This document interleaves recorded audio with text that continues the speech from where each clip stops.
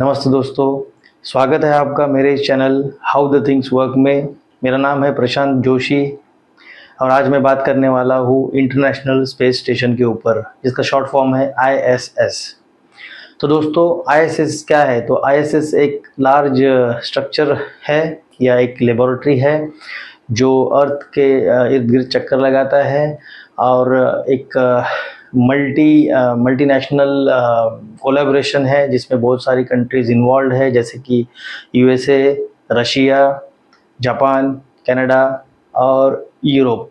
सो इन सारी कंट्रीज़ ने मिला के इसे एक एक्सपेरिमेंट के लिए एक लैब बनाया है, जिसे स्पेस में लॉन्च किया गया है लियो ऑर्बिट में।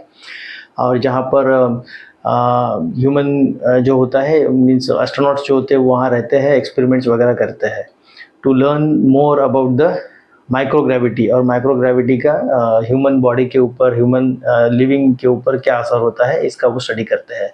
तो दोस्तों, इसमें कुछ की फीचर्स होते हैं, कुछ मिशन होता है जो आज हम देखने की कोशिश करते हैं कि एग्जैक्टली है क्या। तो इसमें सबसे पहला पॉइंट है दोस्तों, इंटरनेशनल कोलैबोरेशन। तो ये इसका एक बहुत बढ़िया फीचर है, जिसमें यूएसए से नासा,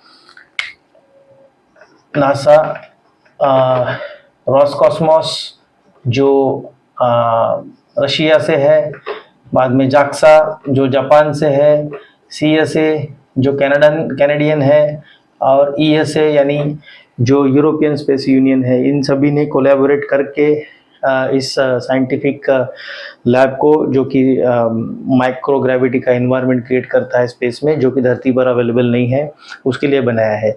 तो ये इसका पहला फीचर है। दूसरा फीचर है दोस्तों, ये एक रिसर्च लेबोरेटरी है, यूनिक साइंटिफिक लेबोरेटरी, जहाँ पर माइक्रोग्रेविटी के अंडर में एनवायरनमेंट क्रिएट होता है जो कि अर्थ पर बिल्कुल ही मौजूद नहीं है, और वो उसे इस एनवायरनमेंट को यूज कर सकते हैं, माइक्रोग्रेविटी। उसके बाद आता है दोस्तों ह्यूमन हैबिटेशन, यानी ये जो है, ये स्पेस में जो है वो जो एस्ट्रोनॉट जाते हैं, ह्यूमन बीइंग जाते हैं, उनके लिए एक घर जैसा माहौल वहाँ पर मुहैया कराता है।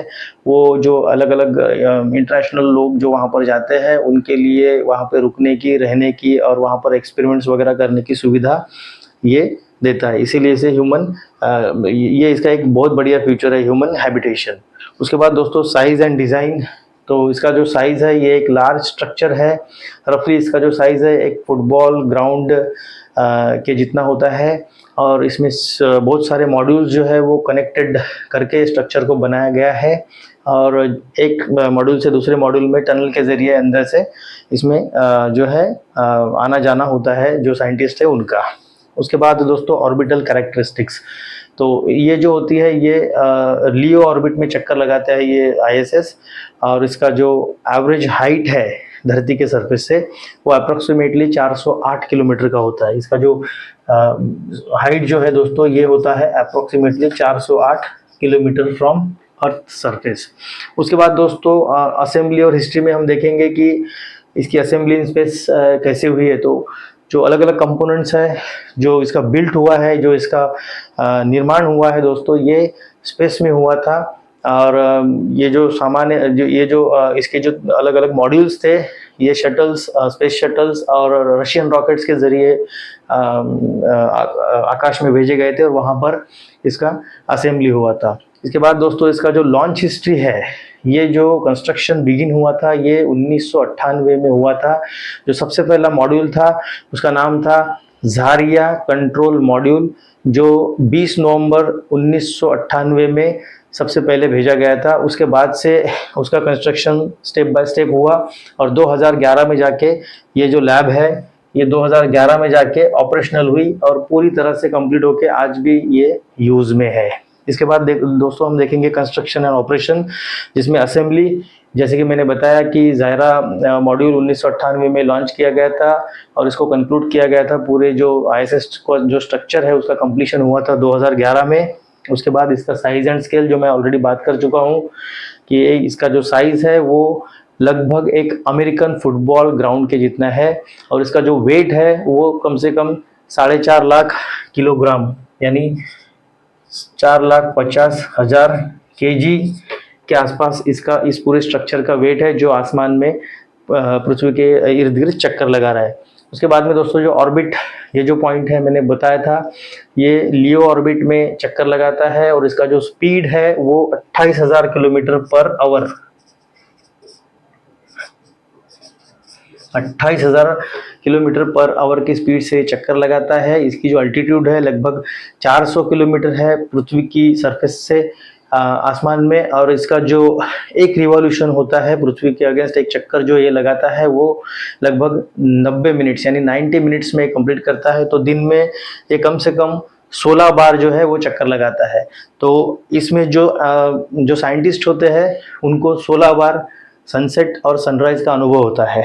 उसके बाद दोस्तों इसकी जो पावर है, इसमें सोलर पैनल के जो अरेज लगे होते हैं वो 8 अरेज लगे होते हैं, जिसके ज़रिए ये सोलर पावर को कलेक्ट करके उसे कन्वर्ट करके इलेक्ट्रिक पावर में जनरेट करके अंदर पावर सप्लाई करता है, जिससे कि पूरी जो इक्विपमेंट्स है वो चलती रहे और उसके अंदर जो साइंटिस्ट है वो एक कंफर्टेबल क्लाइमेट में, एनवायरनमेंट में अंदर वहाँ पर बने रहे। तो ये हो गया पावर। उसके बाद दोस्तों इसका सिग्निफिकेंस एंड बेनिफिट क्या है, तो जैसे कि आप यहाँ देख पाए हो इंटरनेशनल कोऑपरेशन, जैसे कि मैंने बताया कि ये एक बहुत बढ़िया डेमोन्स्ट्रेशन है इंटरनेशनल कोलैबोरेशन का, जहाँ पर एक बड़े पैमाने पर इन सारी कंट्रीज ने मिल के कुछ प्लेटफॉर्म प्रोवाइड किया है ताकि अलग अलग कंट्रीज से लोग, साइंटिस्ट लोग वहाँ जाए, आपस में वहाँ पर रहकर वहाँ पर आपस में इसका स्टडी करे, अलग अलग जो चीज़ें हैं उनका स्टडी करे और माइक्रोग्रेविटी का यूज़ कर उसके जो रिजल्ट्स है वो मानव के हित में पब्लिश करे। उसके बाद दोस्तों जो है साइंटिफिक इसका जो ब्रेक थ्रू है वो ये है कि ये जो ISS जो फैसिलिटी है ये रिसर्च एंड टेक्नोलॉजिकल एडवांसमेंट का एक बहुत बढ़िया नमूना है। दोस्तों इसका जो प्राइमरी पर्पज़ है, हम प्राइमरी पर्पज़ के ऊपर बात करेंगे, साइंटिफिक रिसर्च।